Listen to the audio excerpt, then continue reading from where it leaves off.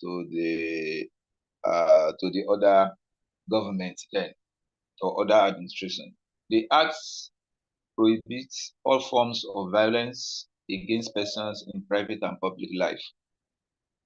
And it also provides maximum protection and effective remedies for victims and punishment for offenders. That is an explanatory memorandum on that particular act. Remember, the verb is Violence Against Person Prohibition Act, which you should take as very, very important. For simple summary about the act, because that time will not be there for us to go through it section by section or part by part. Like I said, this is a law that is enacted by the National Assembly and assented to by the then president in 2015. And the goal of the act is to eliminate violence in private and public life, like I said, prohibit all forms of violence against persons, and provide maximum protection and effective remedies for victims and punishment of offenders, and for related matters. So this was enacted as a result of many gender-based violence and human rights abuse happening in Nigeria. Don't forget,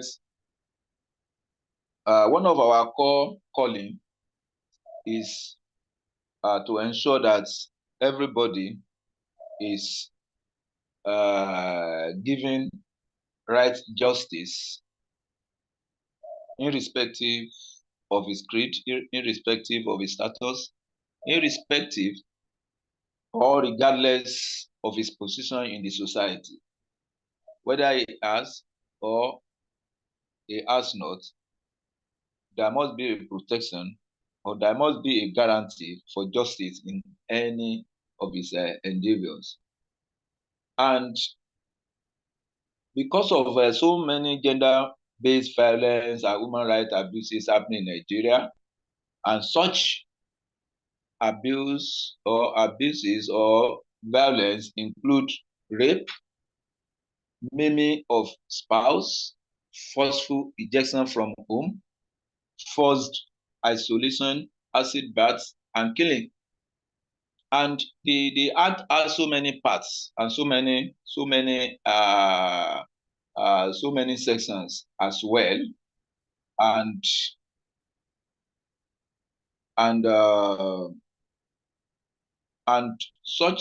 the provisions, as I said, include all the following, because the provisions in the act are divided into parts as follows.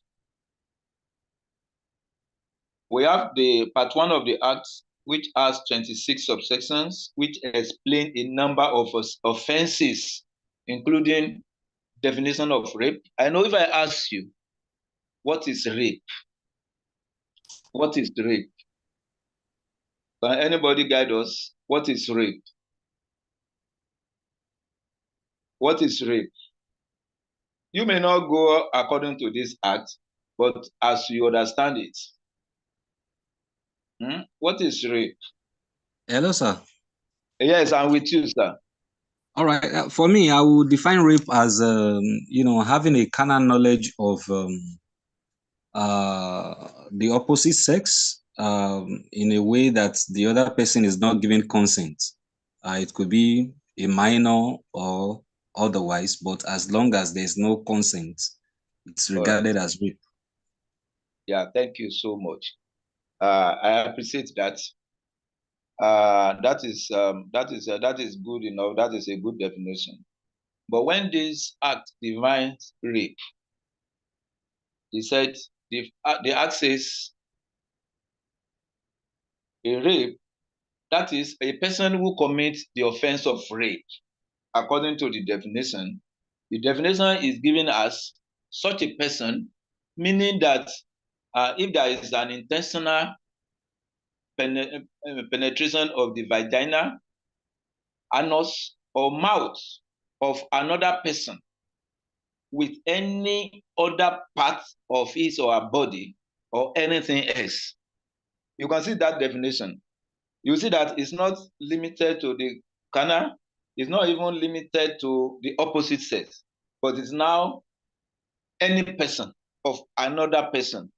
So that is the essence of the definition. That is why in any law or any act like this, there is always a definition. So that when anybody commits an offense, you know how best to apply, whether that particular law is applicable or not. That is where the lawyers, they dance around. They just look for the lacuna, that since it is just the opposite sex, it's just the opposite sex. So you can see that this particular law has taken care of the same sex. So if a man to man, that is, a man can even rape another man, same-sex marriage.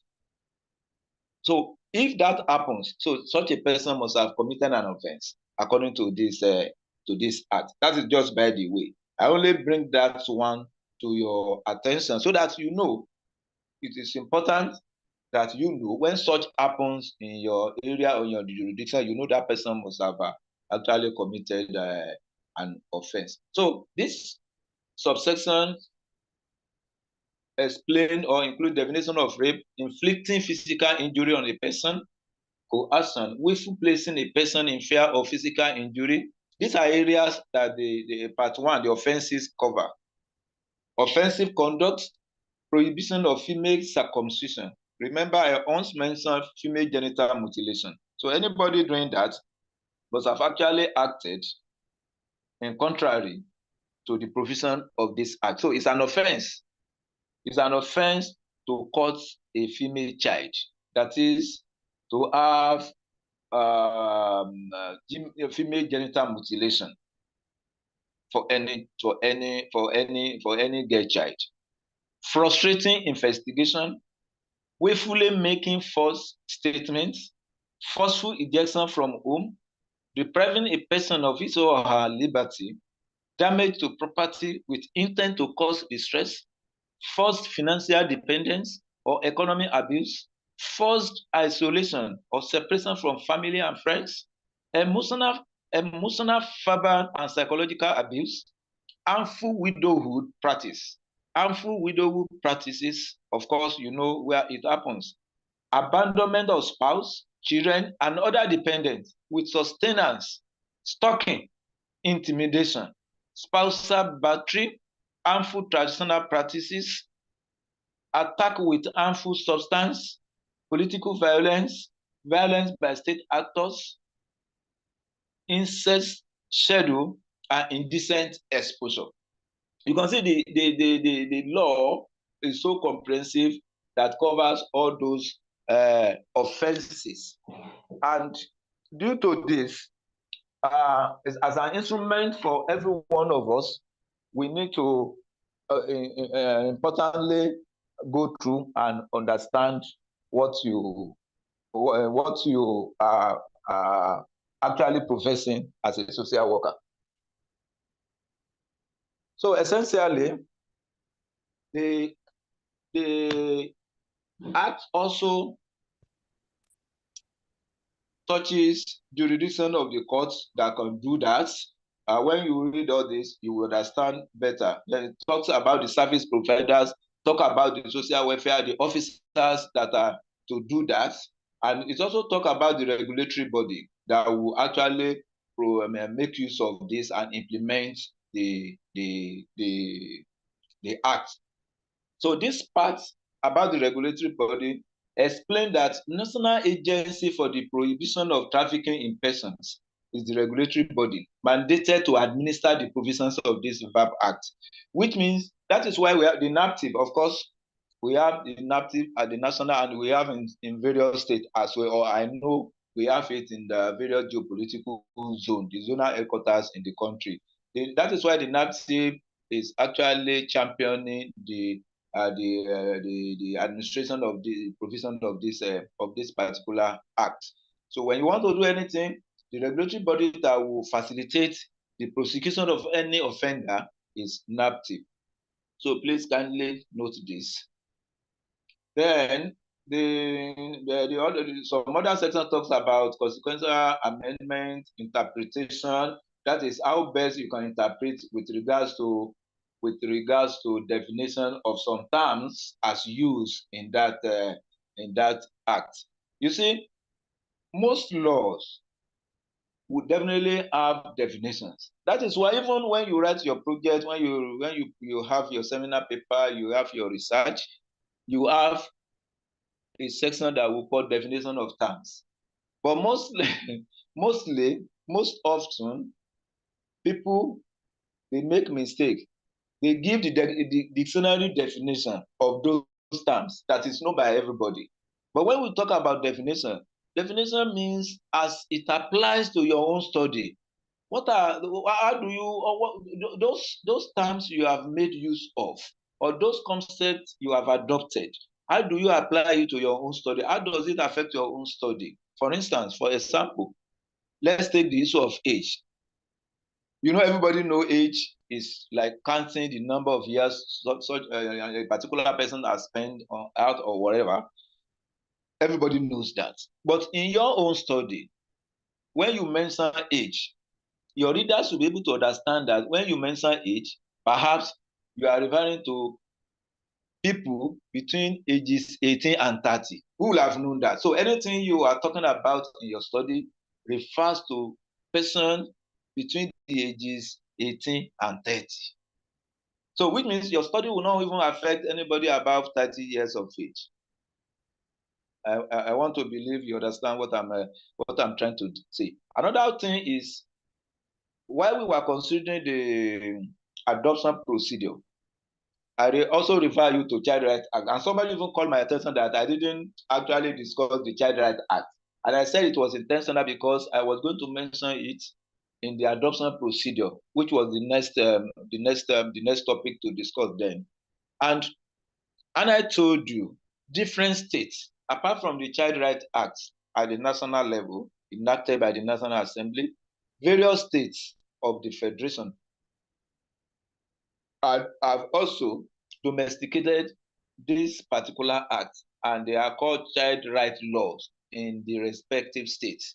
So in Lagos, a child may be defined as any person between ages 12 and 18, or between age 0 to 14 or to 15. That's the definition in Lagos. In Osun, it could be between 0 and 18. In Ondo State, it could be between 0 and 16. In Akwa Ibom, it could be between 0 and 14. Like that. So you see, those definitions will be applied to that law, which means anybody above 18 or anybody above 14, as the case may be, will not be affected. The provisions of that particular law will not have any effect on such a person. That's the essence of definition. So I try to actually bring that in for you to understand the importance of defining your terms properly. Nobody will crucify you. You can define your term the way you want it, not giving the dictionary definition. But that does not mean that your definition will run contrary to the dictionary definition. Everybody knows the dictionary definition. You don't need to give us that. So many people waste their time when they write projects. They will just be giving dictionary definition, which is not necessary. So on the Verb Act now, its domestication in various states is as follows. Let me quickly give you the rundown of how this has been domesticated in the different states. Remember, I said this was enacted in 2015, and up to the present time, only 19 states and the Federal Capital Territory have domesticated the Violence Against Persons Act. Only 19 states. 5 states, House of Assembly, they have passed the FAP Act, but it has not been assented to by their governors. So, in essence, the following states have domesticated the VAP Act. So, I will quickly go through and let you see. I don't know if I can share my screen, but that will waste time. I will read if I have the time. Maybe by the time I'm trying to revise what we have done, I can share the screen. if I have the opportunity. So Federal Capital Territory, of course, it has been domesticated. Abia State, Adamawa State is still awaiting assent. It was passed by the parliament. It was passed by the parliament on March 1, 2021. It's still awaiting assent. That of Abia State was passed in 2019, December 3, 2019, and assented to by the governor on October 1, 2020. Akwa Ibom, June 10, 2019, it was passed by the parliament, and June 19, 2020, it was assented to by the governor. So Anambra State 2017, Bauchi State 2015, assented to in 2020. Bayelsa State still awaiting assent. Benue State 2019, Borno State December 9, 2021. Cross River State is yet to be passed by the State House of Assembly. So if you are from Cross River State, you can see area where you also need to pressurize and ensure that this important law is a comprehensive law that actually takes care of everybody, not against women alone, it's against person. So if you meet any violence against a man too, you are liable to be sued, and you are liable to be punished if you are found guilty. So if you are from Cross River State, that's an assignment for you. You need to find out why it has not been passed and why the government is dragging feet since 2015, where the federal government has actually enacted it. In Delta State, it was passed in 2020, in July 2020, and assented to in October 7, 2020. Ebonyi State, May 1, 2018, and it was also assented to the same time. Edo State, June 17, 2021, it was passed and assented to on August 5, 2021. Ekiti State, instead of passing the exact verb law or domesticating that verb law, passed that law as Ekiti State Gender-Based Violence Prohibition Amendment Law. That is what they call it in Ekiti State. So it's not verb. So because those that have taken it as verb, they are the one that have actually domesticated. But we can find some part of the provisions in the verb law in their own law as well. Enugu State, 2019, Gombe State is yet to be passed by the State House of Assembly. Imo State has done so July 27, 2021, and it was assented to December 15, 2021. Jigawa State, February 24, 2021, assented the same day by the governor. Kaduna State, December 2018, and assented to in 2018 as well. Kano State, yet to be passed. Katsina State, yet to be passed. Kebbi State, it has been passed by the House of Assembly in 2021. It's still awaiting assent by Mr. Governor. Kogi State was passed by the House of Assembly, awaiting assent by the governor. Kwara State, September 24, 2020, it was also assented to by Mr. Governor in the same September 2020. Lagos State passed it as the Protection Against Domestic Violence Law of Lagos State in 2017. Nasarawa State, January 6, 2021, and it was also assented to in January 21, 2021. Niger State, yet to be passed. Ogun State, it was passed in 2018 and assented to the same 2018. Ondo State, 2021, July 2nd, 2021, it was assented to July 15, 2021. Osun State, August 12, 2021, it was assented to on October 11, 2021. Oyo State, December 18, 2020, February 26, 2021 was the date of the assent. Plateau State passed by the House of Assembly. Rivers State passed by the House of Assembly. Both are awaiting assent from Mr. Governor. Sokoto State, Taraba State, Yobe State, Zamfara State, they are yet to pass this at their house, their different houses of assembly. So, for you to understand more about the provisions of the Act, please find time to go through and understand many of the clauses sections, because as they apply, as you can also make use of them because it's a law and there's no ignorance in law. And as a social worker, you need to keep yourself with this particular tool, and it's your working tool, which you should also make use of. Let me quickly just take one of the offenses, so that one of the offenses which I know are going to be of interest to most of us as social workers, as parents, as fathers, as mothers, as even a right-thinking person in the community, and that has to do with just a minute. I quickly want to take that. There is a particular subsection which talks about, or section which talks about political violence. The person who commits a political violence as defined under this act relating to political violence commit an offense and is liable on conviction to a term of imprisonment not exceeding 4 years or to a fine not exceeding 500,000 or both. And you know how rampant political violence is in our environment, even especially during the electionary period. So a person who attempts to commit this act by this provision has also a provision that such a person is liable on conviction to a term of imprisonment. You know, you can see violence all over. Political violence is part of the area that is protected by this act. And it also talk about violence by state actors. Who are the state actors? The state actor who commit political violence commit an offense and is liable on conviction to a term of imprisonment. A term of imprisonment not less than not exceeding 4 years, or to a fine not exceeding 1 million naira or both.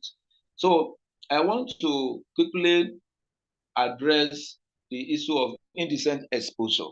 You know, I mentioned indecent exposure is in section 26 of the Act. It says, subsection 1 says, a person who intentionally exposes his or her genital organs or a substantial part thereof with the intention of causing distress to the other party, or that another person saying it may be tempted or induced to commit an offense under this act, commits an offense termed indecent exposure. A person who intentionally, subsection 2 now, exposes his or her genital organs or a substantial part thereof and induce another to either massage or touch with the intention of deriving sexual pleasure from such act commit an offense under this section. A person who commits an offense under this section is liable upon conviction to a term of imprisonment of not less than 1 year or to a fine not exceeding 500,000 or both, and so on and so forth. You can find time and go through this, not for the exam alone, not for the purpose of this course alone, for your own practice. You know, we are not dealing with theory in these courses we've been doing, because what we are actually looking at is your professional development. And you need to keep yourself with those tools that you're going to make use of in field when you are alone, whether you engage in private practice or you are staying in public job. So all this, you need to keep yourself with them to ensure that you are professionally competent. So you can go on and read this. I know if you sit down within 30 minutes or so, you can easily digest this. Don't forget, it is very, very important. And on the instrument, legal instrument, I discussed with you last time the Child Rights Act. Anyway, this is part of revision on the legal instrument, so we may not even revise that when we get there. I don't know if you have actually laid your hand on any of the child rights laws of your state. If you cannot get that of the national, please get that of your state and understand what is written. But it's important that you understand from the national too, because just like the VAP Act, we have the Child Rights Act as well, that is was enacted by the National Assembly and assented to by Mr. President. And many states have also domesticated this. And one of such states, I think I mentioned some to you. Please find out those states that have actually domesticated this. I'm aware that it will be domesticated in Ekiti, in Lagos, in Osun. I have a copy of the Osun law with me. And while we were talking about the age the other time, I said it depends on the state interpretation of the age. In this particular law, because it is state law, the age is put anybody less than 18 years. So it's being regarded as a child. So the provision of the law affects anybody above that. The law talks about adoption procedure, and how best to protect the rights of any child that is born of any parent. There is provision for abandoned child, provision for orphan, provision for an abused child, provision for neglected child, provision for maltreated child, children who lack proper guidance from parents, destitute, homeless children, children found wandering, and don't forget we'll discuss vulnerable group too. We talk about orphan, we talk about others, and in the law part 12 of the law talks about the adoption. I will just read some subsection to you so that as an example, in the way the Child Rights Act is also written. Section 125 says the Osun state governments have set up adoption services. Section 126 mentions that an application for adoptions have been made to court in the right manner and supported with the necessary papers. Remember how we treated the procedure to get our child adopted. Section 127 says the wishes of the parent or guardian of the child shall be respected as it concerns the religious upbringing of the child. So the court shall not make an adoption order unless the parent or guardian agrees. The following person, that is section 129, the following person may adopt a child. 1. Remember, we talk about who can adopt, who cannot adopt last time. 1. Married couple, each not less than 25 years old, where both agree or with the permission of the husband or wife. A single person, not less than 35 years old, can only adopt a boy if a man, or girl if a woman. We mean a woman can only adopt a girl child. Permission for adoption is necessary where the person applying is married. He or she needs permission from the other partner. Where the person presenting the child for adoption is not the one taking care of the child. So the effect of the adoption as well.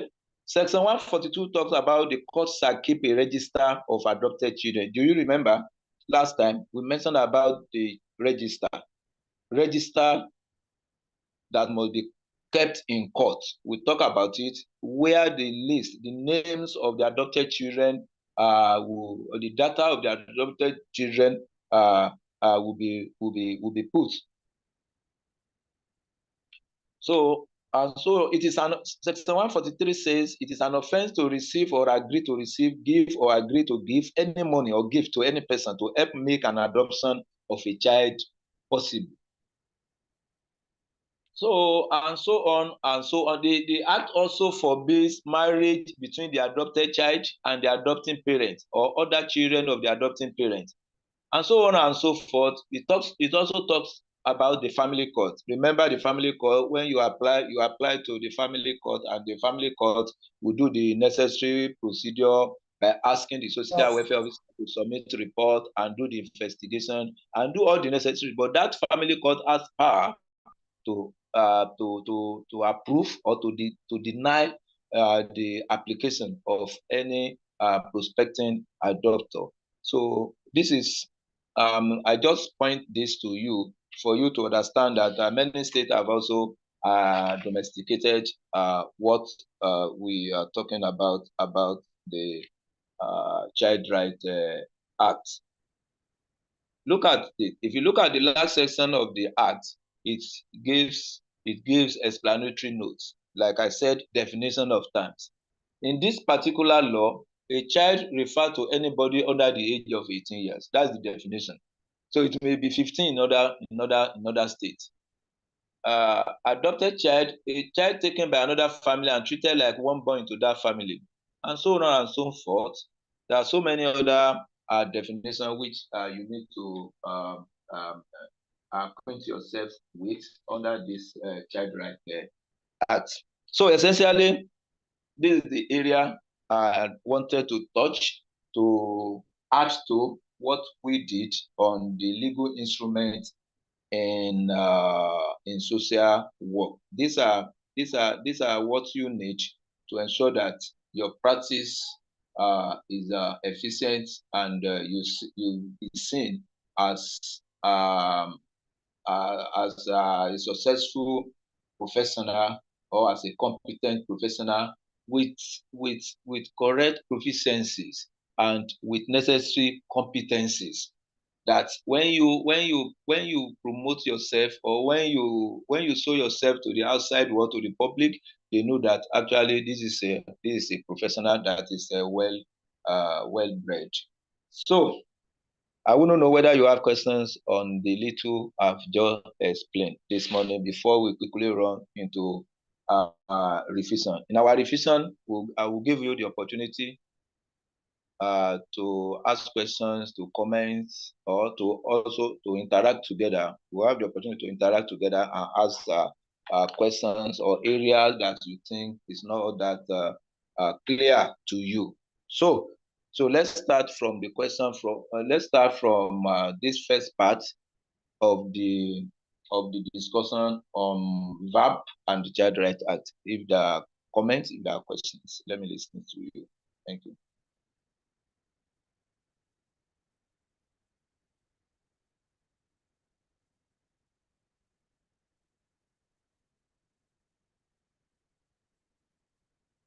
Questions, comments. So if you want to ask question, you can signify by raising your hand, and I can just call you and you take the floor. So let me try and see if I can just share some of these documents that I have here while I'm listening to your question.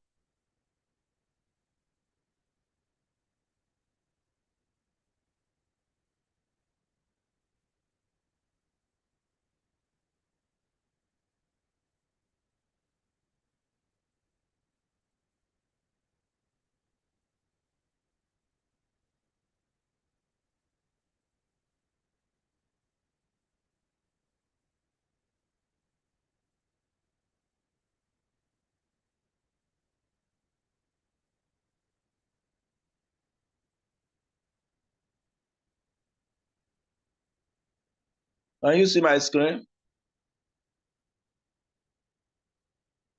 Yes, Yes, sir. we can. Sir. Yes, All sir. right. Just glance through.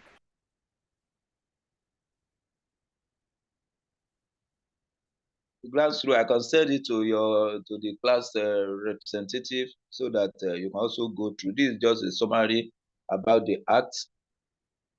This is the domestication of VAP acts in states, like I read to you. So these are the states. This is how it has been.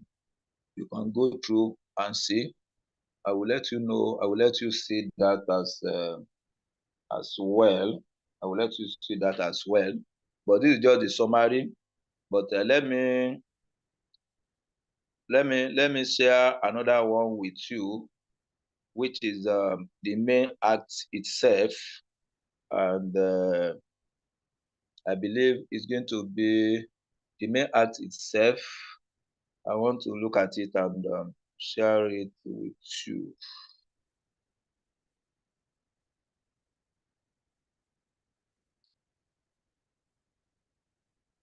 Let me see if it is this one.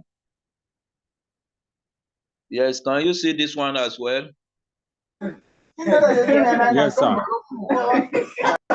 Yes, sir. All right. Oh, that's great. So this is the main act, Violence Against Personal Prohibition Act 2015.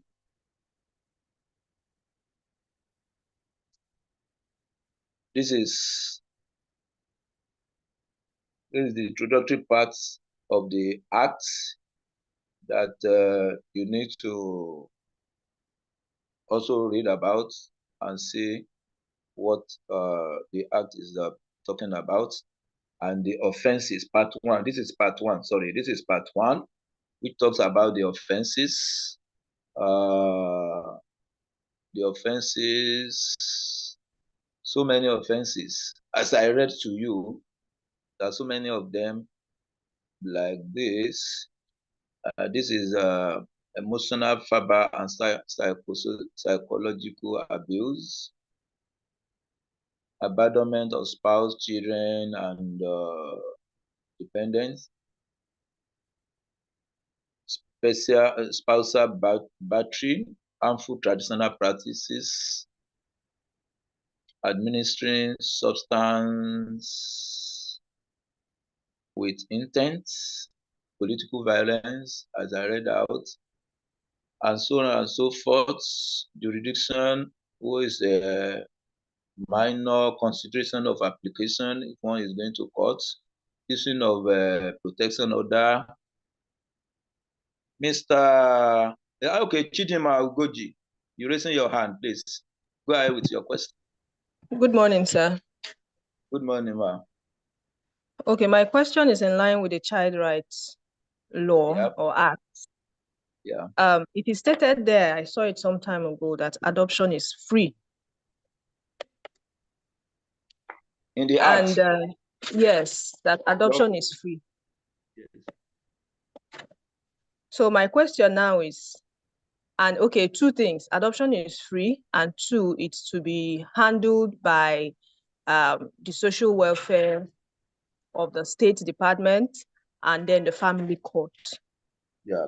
My question now is, when you go to private homes, like orphanages, like from where I come from in the Southeast, I'm not resident there though, you hear them tell you for a baby boy, you are to bring 2 million.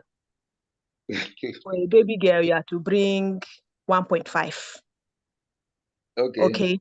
And then they will explain to you that the reason is because the residential facility has made certain expenses and they need to take care of other wards like them. So they demand for those monies. Eventually, when the child is being adopted, take, for example, the issue of this Arrow of God orphanage, the 82-year-old woman that is presently in detention. You now discover that they bring stuff like child trafficking, that these people have engaged in trafficking of the child. So I got wondering, I went into research and I discovered that in the United States, to adopt a child goes as high as $42,000. Okay. So I want to know, what is the trafficking in it? Because even if you go directly to the child welfare agency of the state, they still demand you to pay a certain amount of money, even for documentation. So is it so wrong for our leaders to make an act or a law that states that, okay, these residential facilities that house these children, care for these children over a period of time, this so amount, at least you can give them in appreciation. But to say it is completely free, and if you want to adopt, you take the child and give to the state, and then they run everything, I don't get it. That's where my confusion is. Please, can you clear me? Okay, thank you. Thank you.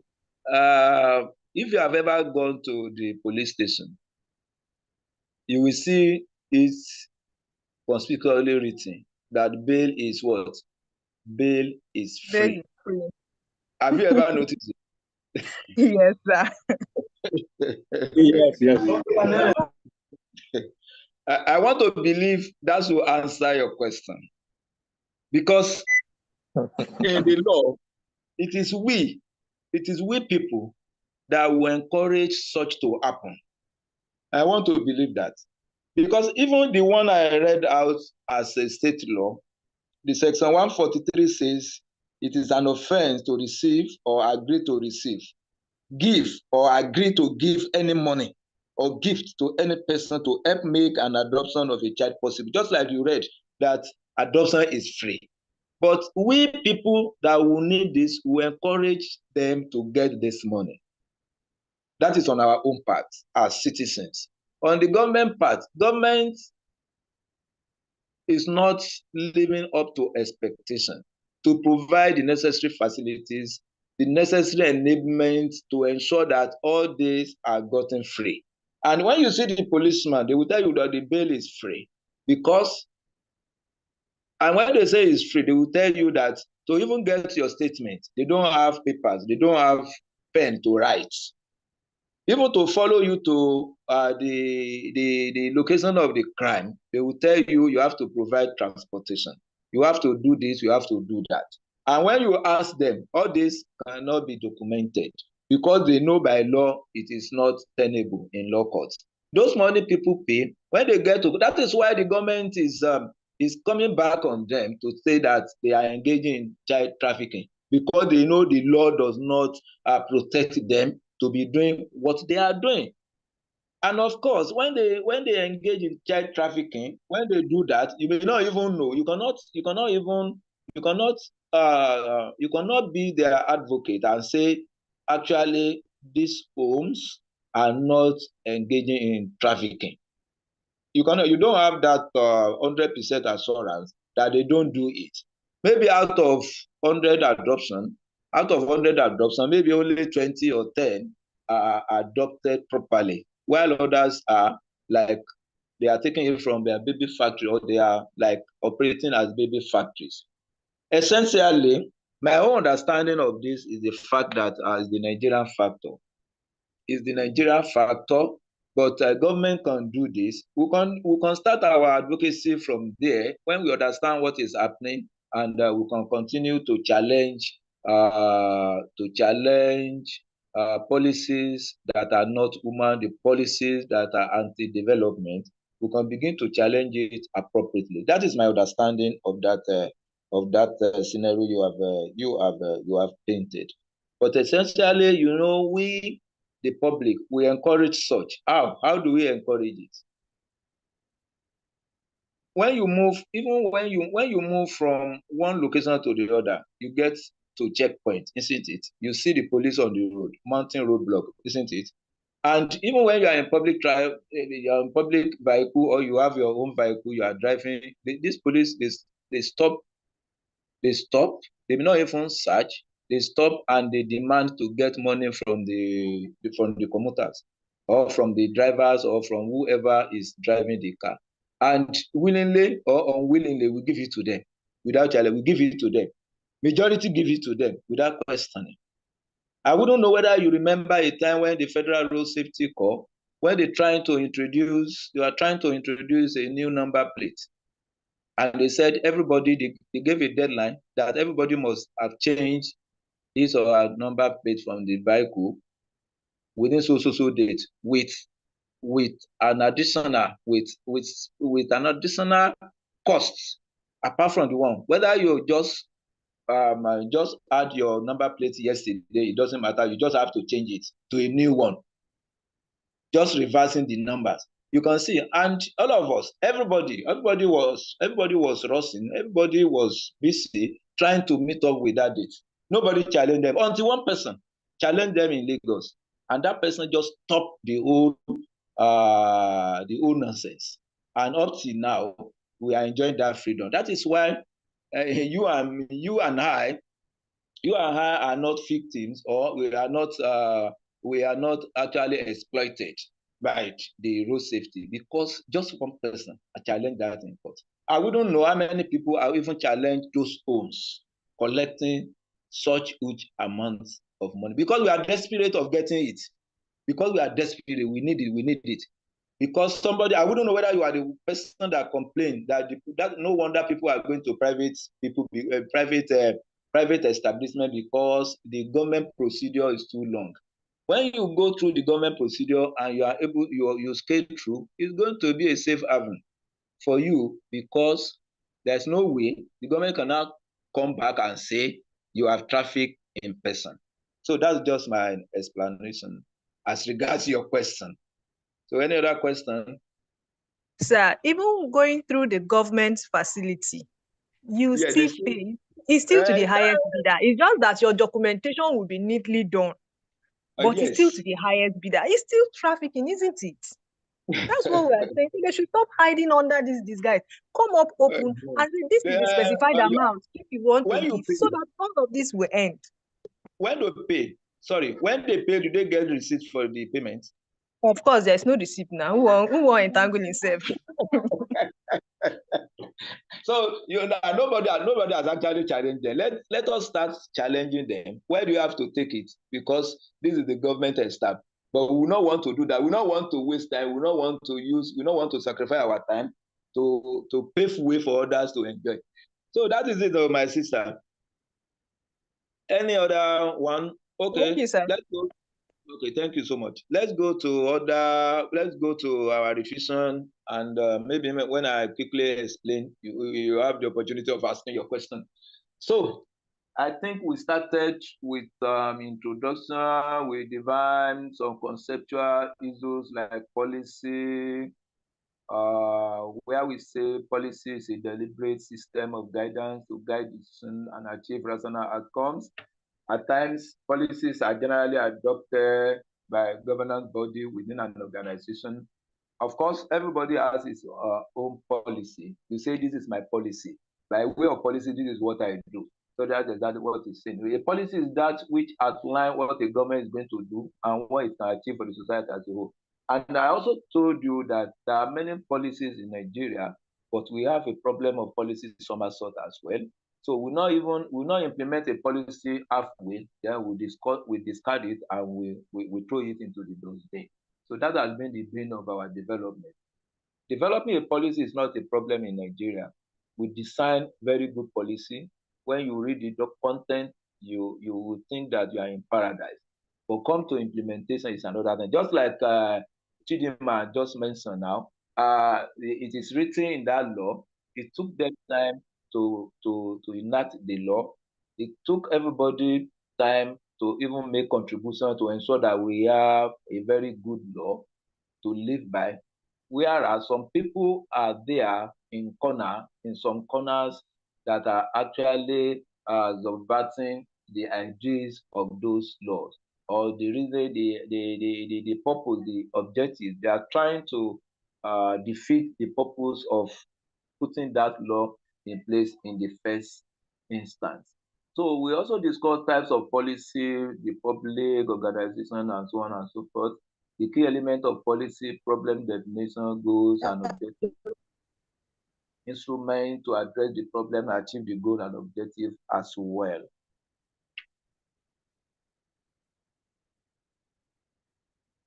Again, we also discuss about law. We talk about law, the difference between law and policy. Try and ensure that you go through very well procedure. What is a procedure? A procedure dictates mandatory steps to be taken. And when you go to hospital, they tell you are going to go through a procedure. So it means that these are steps that you have to follow to ensure that what you've been diagnosed is actually treated properly. At times, it is used interchangeably with a process, work practice. Then we talk about the guideline, which provide general guidance and additional advice and support for policy. All this about definitions, about concepts that we have under the policy. Then we also describe or discuss social welfare as an institution, and essentially will emphasize the United Nations definition of social welfare as a body of activities designed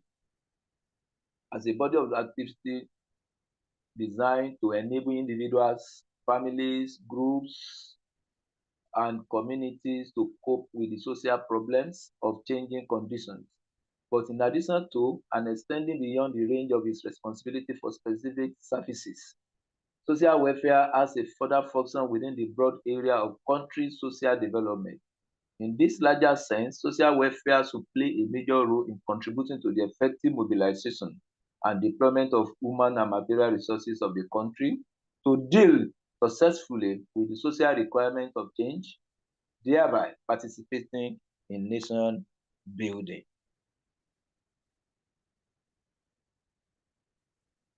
Apart from this one, we'll talk about social welfare policy that are provided by family system, social welfare services that are provided by family system, voluntary agencies, and government. Then examples of social welfare policies. Of course, by now you must have no different example of social welfare policy. The National Social Protection Policy in Nigeria, which is an umbrella policy framework that incorporates a related social agenda paradigm shift intended to reduce poverty and provide a life of dignity for all citizens.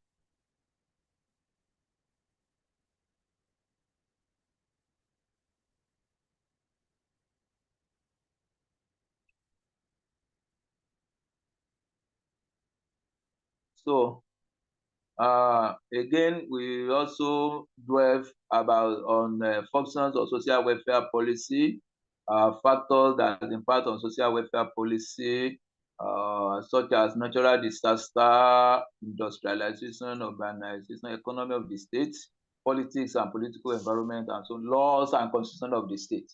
You know, we've been talking about laws, we've been talking about the legal instrument. All this also influence social welfare policy. Then process of policy making, that's the cycle of policy making, such as agenda setting, formation and adoption, implementation, evaluation, and termination.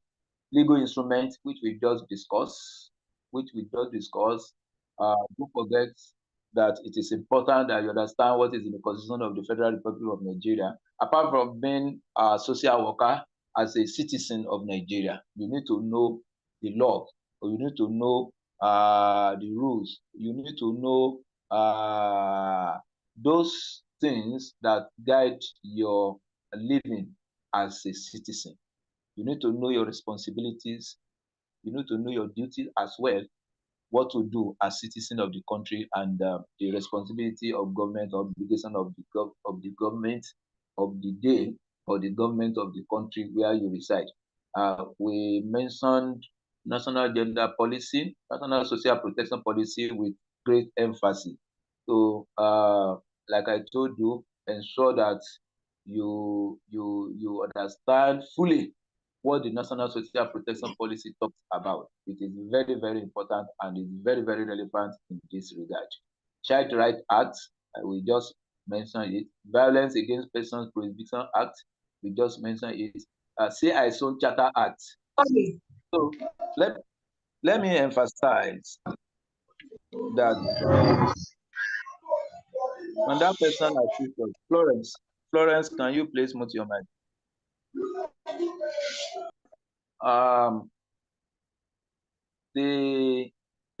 Let me emphasize that the last one I mentioned, which has to do with C-ISOWN Charter Act 2022, I told you is your Bible. I told you it should be your companion. That is our own law. All others are laws in the environment where we operate. There's no way we can operate in isolation. All other laws are enacted by the National Assembly, right? This one also enacted by the National Assembly. But any law made by the National Assembly, or enacted by the National Assembly, or enacted by the state houses of assembly, any state house of assembly, must be in tandem with what we have in the provision of the Constitution. That is to say, no aspect of any other law must run contrary to the provisions that we have in the Constitution of the Federal Republic of Nigeria, because the Constitution of the Federal Republic of Nigeria is the supreme law. Is the supreme law of the land. That is why it is called grand norm. So it is the supreme law. So if any part or any section of any law whatsoever is in contradiction of what we have in the Constitution, such law is null and void. And don't forget, in the Constitution, we say that chapter 2 is about fundamental objectives and directive principle of state policy, and is not justiciable. It's not justiciable. Find out why it is not. You will see them. Just read through the Constitution, you understand it.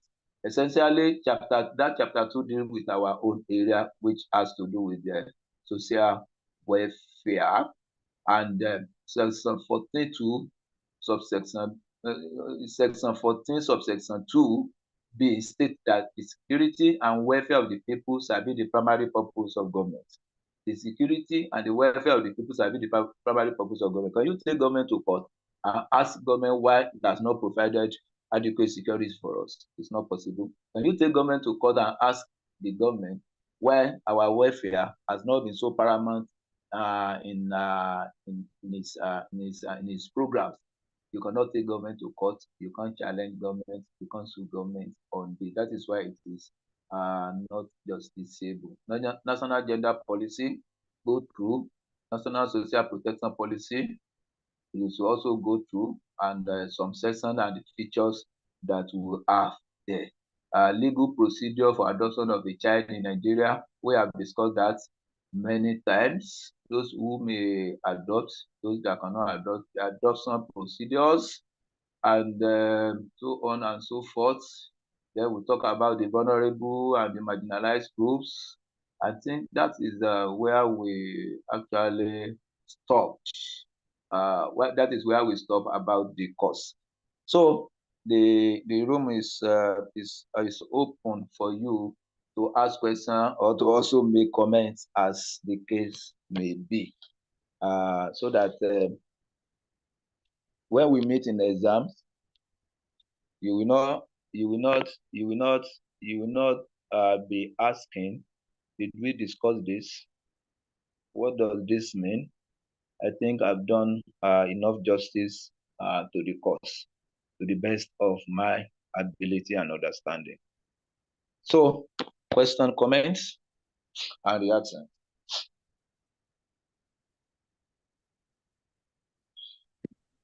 Thank you very much for this class.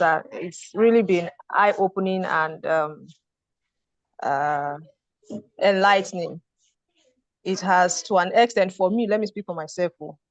For me, okay, it has really shown me the heart of social work.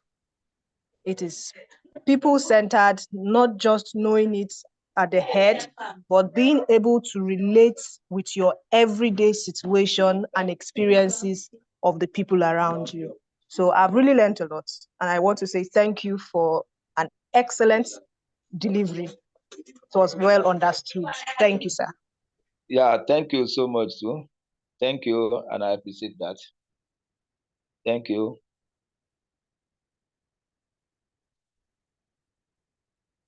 Yes, further comments, questions,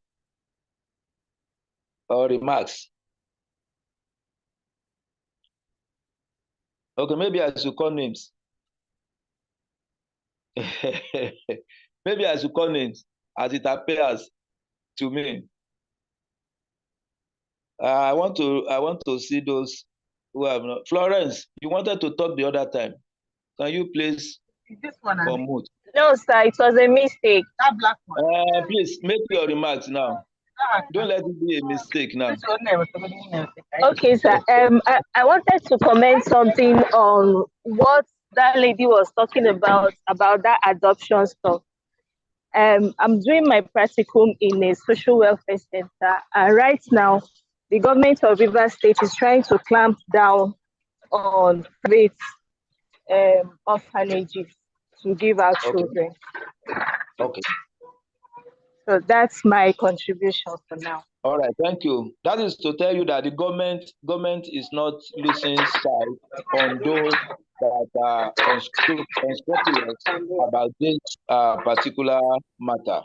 So that is a good development. That is a good step in the right direction from the government side. You know, we try to finger the government too as also contributing to the proliferation of those centers. Thank you for that information. I know some other states are doing that.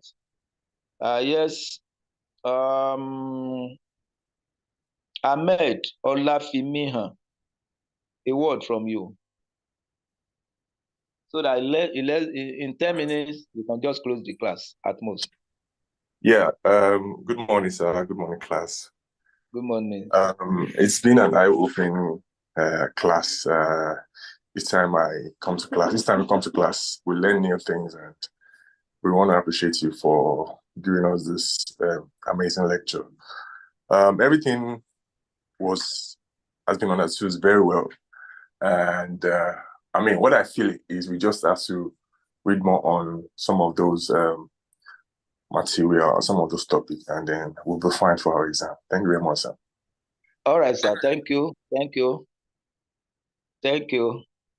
God bless you as well. Yes, I saw someone here, Folake Sani.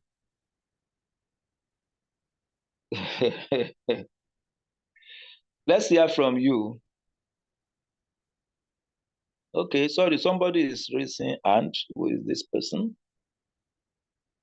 Oseni, sorry. Oseni Oluwatobi. Good Let me morning. give you the opportunity. Yes, Good morning, Oseni sir. Oluwatobi, please. Yes, Good morning. sir. Yeah. I want to ask a question. Where I'm doing my practicum, Yeah. I discovered that maybe an underage person is being convicted, like let me say like 17, 16. Instead Okay. of them taking to the maybe remind home, they will bring them to the prison. Oh, So that is according not. to what we heard that it's from the police station that they will totally give them like 18 years of age Okay. Okay. from the police station.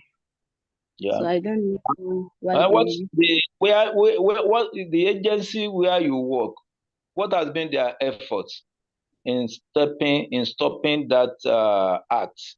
Because I can understand that the police that are manipulating their age so that they can be remanded in the conventional prison. So I want to believe that the agency where you are doing it should be perhaps it's a government agency. If it's a government agency, they're supposed to take that one up. They're supposed to take the police up because those underage should be taken to the juvenile homes. Okay, sir. So please take it as an issue with that agency.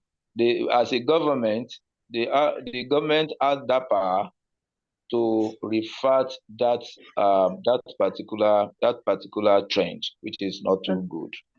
Okay, So sir. thank you.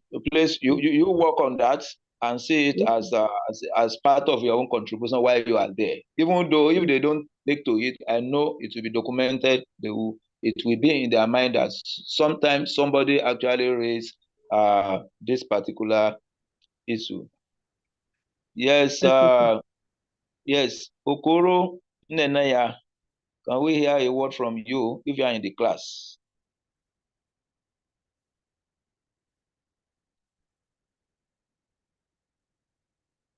Okay, maybe Okoro is not in class. So I once called Folake. I wouldn't know whether maybe Folake is not also in the class. She just put on the just join the class and doing some other things. Folake, if you are there, can you say a word or two? So we have about 2 minutes to round up this class. So if you are not okay. You are not forthcoming. I want to believe these people are not in the class. Nora Jackson, are you also in the class? Yes. You can unmute and say a word or two, or make comment or ask questions. Okay. Okoro, please. Unmute. Okoro, unmute now. Your hand is up. Sir. Well done. I appreciate and I enjoy your teachings. Sir, could you please send those stuff that you send at the stream for our governor to display it in our platform so that we can read it through? I beg. It's okay. It's okay. Thank you, sir. It's okay. Thank you. Deborah, anything? Deborah, Yes, you have your mic on. yes, Please go ahead. Go ahead. yes. Good morning, sir. Good morning. Yeah, thank Go you so ahead. much for the lecture thus far. You have enlightened me the more on this course, and I want to talk in the aspect of adoption. Like in Katsina, I visited the social works home in Katsina State, and my colleague was trying to adopt a baby because she is a Christian, and you know, Katsina people mostly are Muslim. So Yeah. when we get to the facility there, they asked us that we should fill the form and everything. But at the end of the day, she was not given. Why? Because she was a Christian. And while we were filling the form, they told us that even though you are a Christian or a Muslim, that a child doesn't have a religion. It is only when you adopt the child that child can be, maybe if he's going to be a Christian or a Muslim. But the baby was not given to her because she was a Muslim. So I don't know. Is it that their own policy there is different from the other policy we have in the country?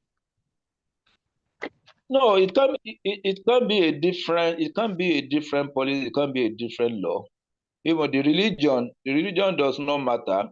That it means that they have introduced sentiment into it, and that they have introduced sentiment into it. I wouldn't know what step your friend took thereafter when you were denied. Did you take any step? No. We did not. Perhaps you should have made an effort to see a superior officer or a superior office than those with whom you had related, so that you'll have tabled your matter. I know if the superior office gets that cannot be, they will actually prefer solution for that. So your colleague can make a step forward and lodge a reasonable complaint at the appropriate quarters that can be of help. That is really a sentiment, and it's not allowed in social work. Yes, it's not allowed in social work.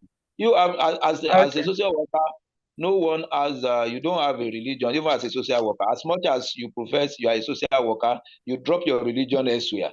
So those people, I wouldn't know, they have mixed it together, and it's not supposed to be, because we are all humans and we are looking at the well-being of every citizen. We are looking at the well-being, the better living for everybody, a life full of dignity, and a life that will be well lived. That is what we are looking at. That is our goal. So you can go a little bit further and address that, sir. Ma, thank you. Okay, sir. Yes, sir. And yeah, in addition to that, sir, I said I don't know if there is any like a policy that one can refer them to that act. Okay, please get if somebody wants to apply to there. Yes, like as let it be. Yes, I can't get you. Hello? Your last statement. Like what? Like the child rights yes, law? I said like Yes, so that you can use it as a backup when you want to submit your application. Definitely. So that they can always refer to it. Okay. Please find out if Katsina State has domesticated that Child Rights Act. Find out first. If it has been domesticated, then when you get it, you go through it. Okay. You go through it and use it as a backup. And yes, get it first. And if that is not available, get the Child Rights Act. The Child Rights Act too can be of assistance, as well as any other related law like the VAP we have talked about. So please look at it and see what you can do. So if there is any hiccup, you can get across to me so that we can link you with some of the people over there that can help you fight that cause to a logical conclusion. You can private chat, and we can link up with some people over there. All right, sir. Thank you so much, sir. So you're welcome. Bukola. Yeah, good morning, sir. Thank you for the lectures thus far. Sir, I just want to ask, what's the duration of the processing time? I mean, the processing time one takes, especially for Lagos, in the case of one wants to adopt a child. And we mentioned something like it is forbidden to give gifts, and then in this country we are now, if you don't give something, you don't rub hands. Yes, exactly. In Lagos. You don't rub hands. Your papers will not be processed. They will just be putting it, down until you do the needful. So I just want to know the minimum duration one can wait for this process. Well, it has no specific duration, except as it is stated in their law. Just get hold of the child right law in Lagos State and find out the duration that is in that law. When you get it, then you can use that one to prosecute your case. If you cannot get that, when you get to the relevant ministry, you can ask them and let them tell you for how long it can take. And the other aspect I want to add to it is that rubbing palms, giving gifts, inducement, and so on and so forth. Must we continue like that? Anyway, that's a topic for another day. That's a discussion. That's a topic for discussion for another time. You know why I'm asking? Because they won't say that the children to be adopted are not available. They are. They will just tell you that. I know. Yes. I know that what they will just say. Anyway, God will save us. Just find out what is in the law, and you can also do this in concert with some other colleagues that are social workers who can help you push, so that when you see you as a group, the pressure will be much more for them. To deal with a group is so much more difficult than an individual. So you can get some of your colleagues together and you can pursue this to a very good conclusion. I don't know. Thank you, sir. Sorry. Yeah, is that okay? You're welcome. Adelabu has not spoken. Florence, please let us allow Adelabu. You want to comment on what has just been asked, Florence? Yes, sir. I want to comment on what she said about the availability of children. About what she just said now. So in the ministry, mostly it's when the children are available that they can put them up for adoption. Most times you go to children's homes and there are many children, but they don't give them out because most times most of them are sick. They don't give out sick children. They don't give out children with HIV/AIDS except the people want them like that. So it depends on the availability of the children at that particular time. All right, thank you. Adelabu, sorry. Okoro, after Adelabu, you can take your turn. Good morning, sir. Like my other colleagues, I want to appreciate your effort this far. Thank you so much for the eye-opening lecture and all of that. Thank you so much, and God bless you, sir. All right, my question goes thus. As a social worker, sir, possible, and if possible, what are the simple, processes to be followed, taking up cases against a child right violator single-handedly as a social worker? Thank you, sir. All right. Thank you. You are, how do I put it? You are just a change agent. You are a promoter of child rights, and you are also engaged in protection of other people's rights. What you can do is, if you notice that you work you work in tandem, or you work in connection with the relevant agencies like the state organ. For example, the Ministry of Women Affairs and Social Welfare. You work with them as the case may be. What is important is just look at the law, study the law very well, and know those to contact. Even when you get to the Ministry of Social Welfare and Women Affairs, they will direct you appropriately to where it's supposed to be. I believe in every police command, they have a child right desk, something like that. All right, sir. Thank you, sir. No, I know it's child right desk. Please just ask. Just as in any police command, they will direct you. If you don't want to go to the police, but it is important that you go through the social welfare agency, because that is a government. The government can do, and the government has that enormous power to prosecute anyone. So when you get there, they will give you proper guidance. Thank you. Thank you. Okoro, Thank you, sir. I see your hand is still on. Is it an old hand or new one? If it is old, can you please lower the hand? I don't know again. Okoro, you want to say okay?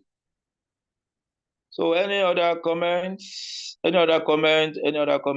Hello, sir. Yes, sir. Yes, it's Ahmed Olafimio. I wanted to ask, what's the government? What does the law say about surrogacy in Nigeria, especially with the issue of people buying babies and all of that? What does the law say, particularly regarding surrogacy in Nigeria? Well, we just have to study law and find. I know there will be law that talks about that, especially in Lagos State. I'm aware there is a law. So unless we go through that law, that is when we can just say specifically what the law said about that.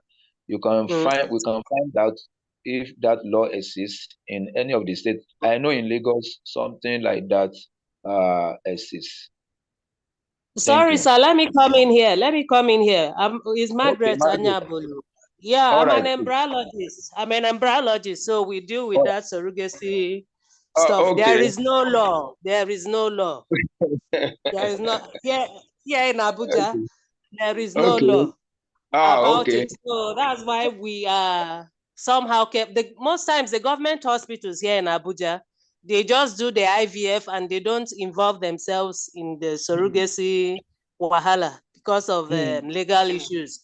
But private Okay. hospitals, or even doctors working in government hospitals that also have their own private practice, they are the Yes. ones that involve themselves in surrogacy. So there was the time we discussed about that's Federal Medical Center, Jabi. There was the time we discussed about it. We just Okay. said, I beg, let's come out our hand. The wahala involved in surrogacy is too much. Then one of our doctors, sometimes that should be sometime last year or last 2 years, one of our doctors in his place of private practice did surrogacy for a couple, and the surrogate mother was pregnant with a quadruplets, that's 4. So the woman just traveled without even informing the doctor, just traveled like that. So the couple came and arrested the doctor and all that. So another doctor his colleague had to go and bail him from the police station. And after everything, eventually, she even switched off her phone.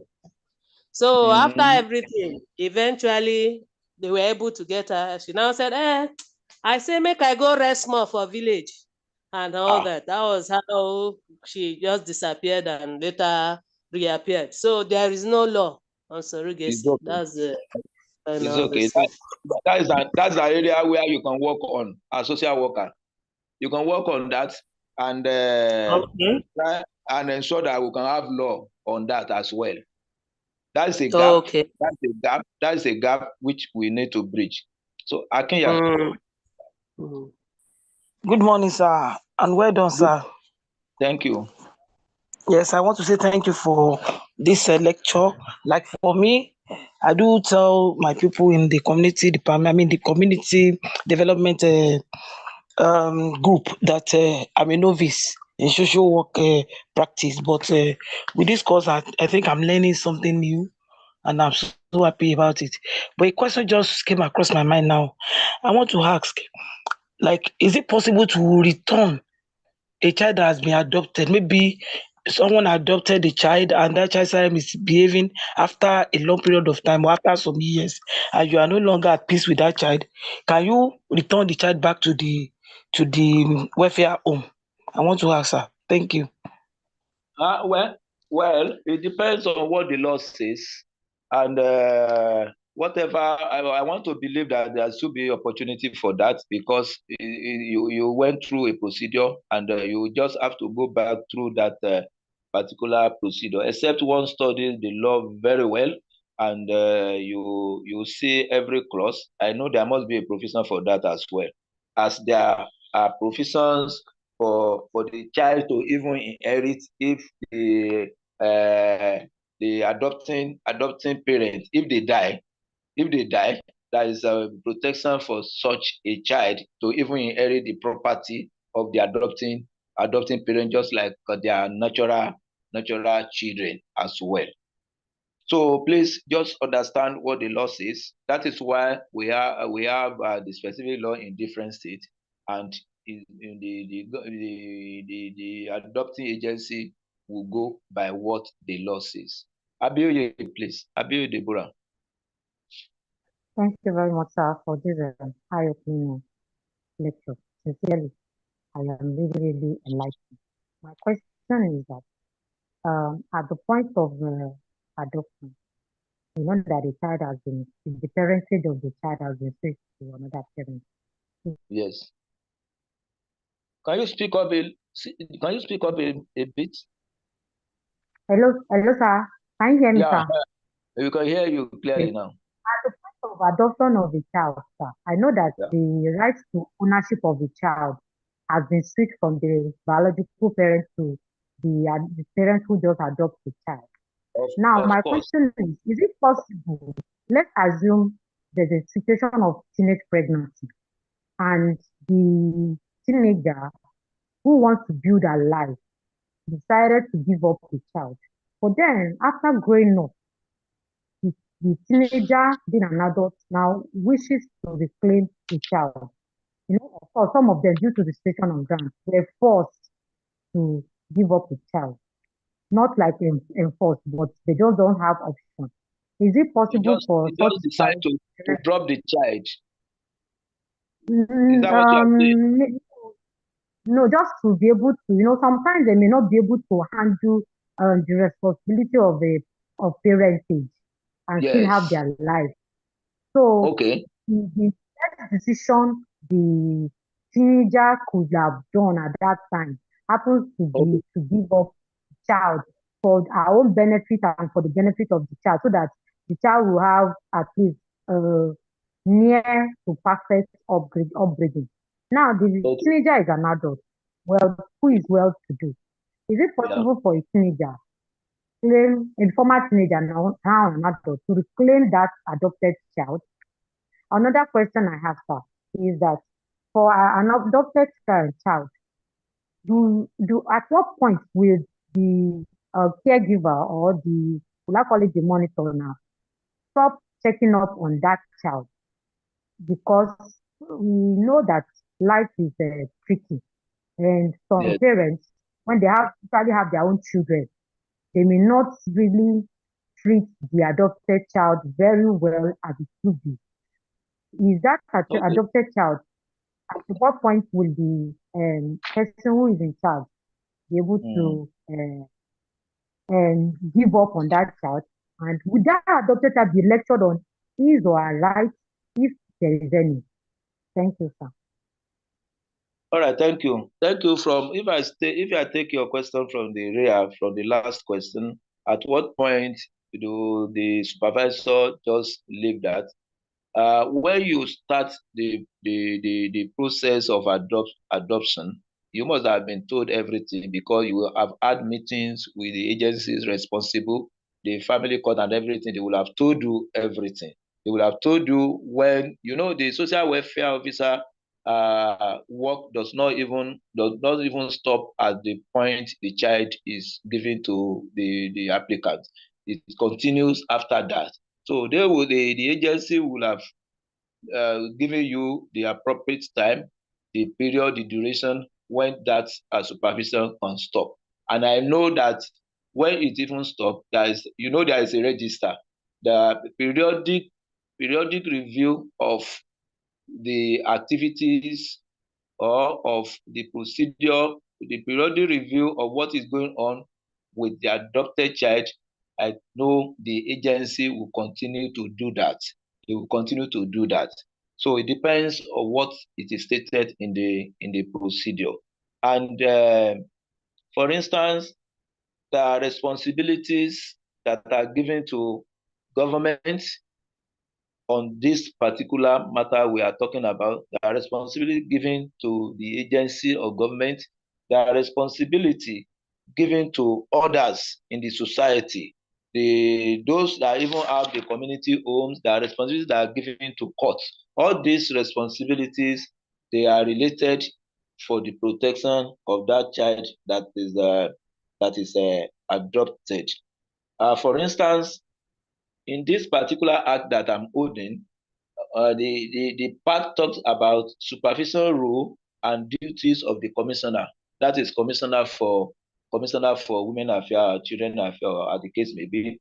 The commissioner may give instructions to officials to inspect any children's home, and any person who stops such an officer from doing so has committed an offense. And there are also provision for the duties of the police, the law enforcement agencies, as well as others with regards to the protection of the rights of the child, including the agency. I'm trying to check where exactly that is actually at. But please get hold of the law and read through. You will get that answer. Tolu Lope, please. I think that's going to. I don't know if we will have other questions. If we had other comments as well. Tolu Onakoya, please. Please. Good morning, sir. Good morning. My question is concerning this lecture. We are talking on adoption. I want to ask the question. Let me use myself as an example. If I want to adopt, is it possible for me to adopt 2 children at a time? Let's say in a case of a male and a female, with the age range, let's say the female is at the age of, let's say, 12, the male at the age of 10. Is it under the law? Is it allowed? Well, I cannot answer that question from here. It depends on what the law states. That is why I said you should read the law, and it depends on the guideline given to you when you approach the appropriate agency. So I think you understand that. So when you approach the appropriate agency, please just read through the law, read through the Child Rights Act or the Child Rights Law, where anywhere in your state of residence or in your state of your interest, so that one will be stated, whether you can adopt 2 at a time, whether you can adopt children of opposite sex. Please just read through, ask for the guideline from the relevant ministry. I forgot to address the first question. The former speaker just asked about the teenager dropping, allowing others to come into into that. Don't forget that those that can be adopted include abandoned children as well. If they are abandoned anywhere, they can be adopted. They can be adopted. An orphan can also be adopted as well. An abused child, neglected child, maltreated child, and children found wandering. So depending on the approach, but whatever we want to do, you must follow legal process so that you will not be taken as being engaged in child trafficking. That's just my simple response on that question. Thank you, sir.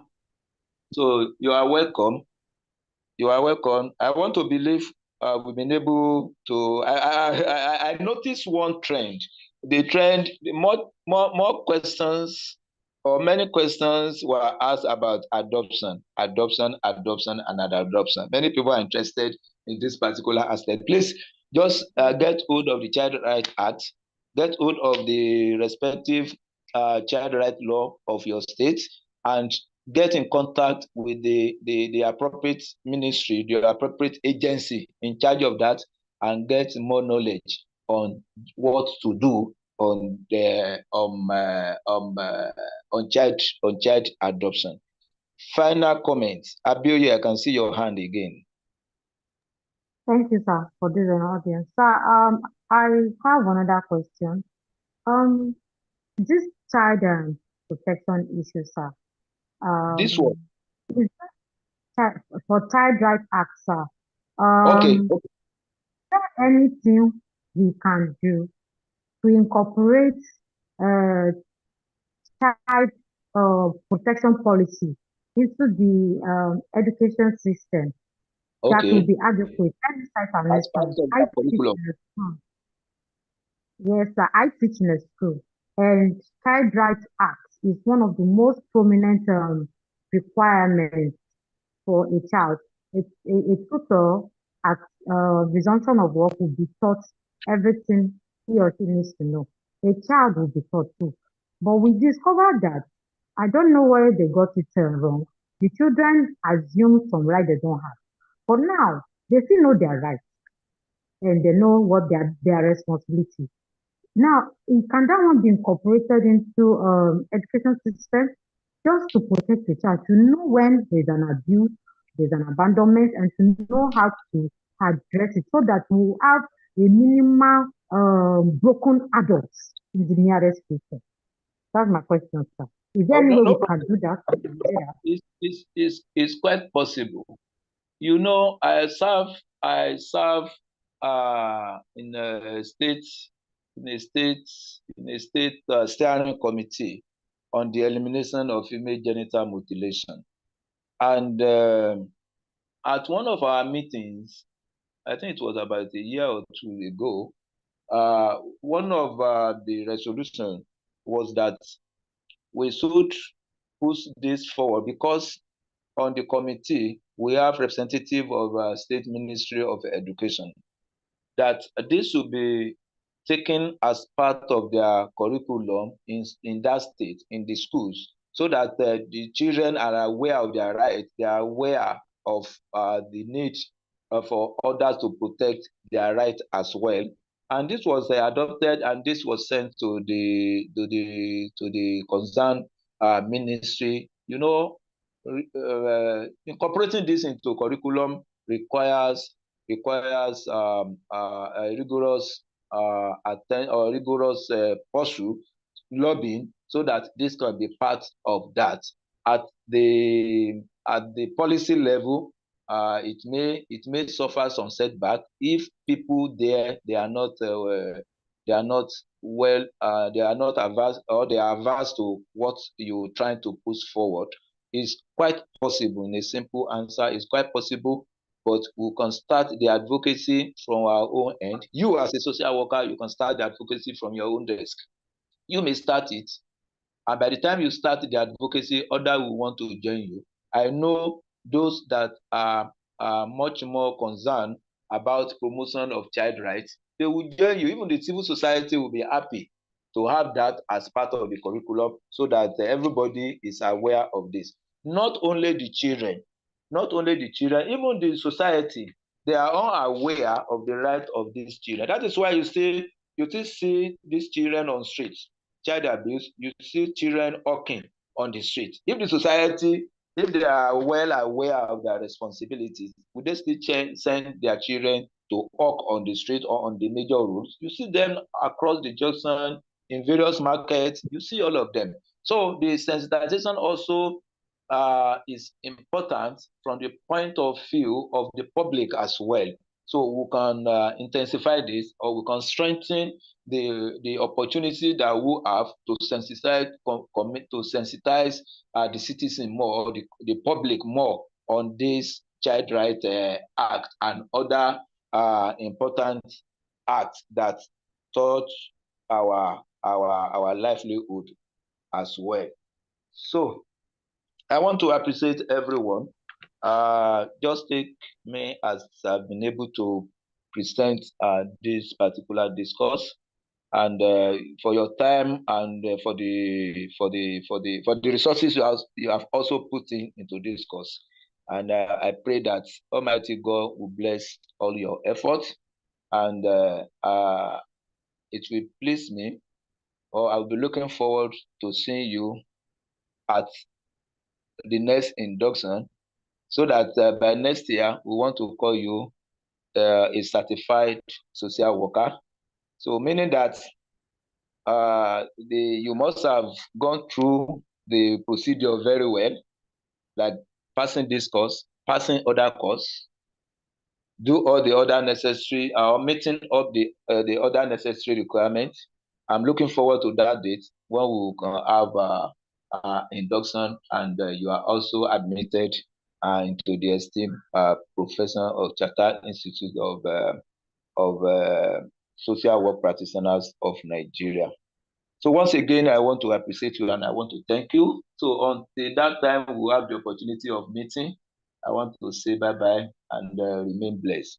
God bless you. Thank you, sir. God bless you. Thank Really you, sir. appreciate. Thank you, sir. God bless you, sir. Please, sir, don't forget. Thank you, sir. Thank you, sir. Please. Yes, sir. The past governor superficial, please, so that I can share this with you. Thank you, sir.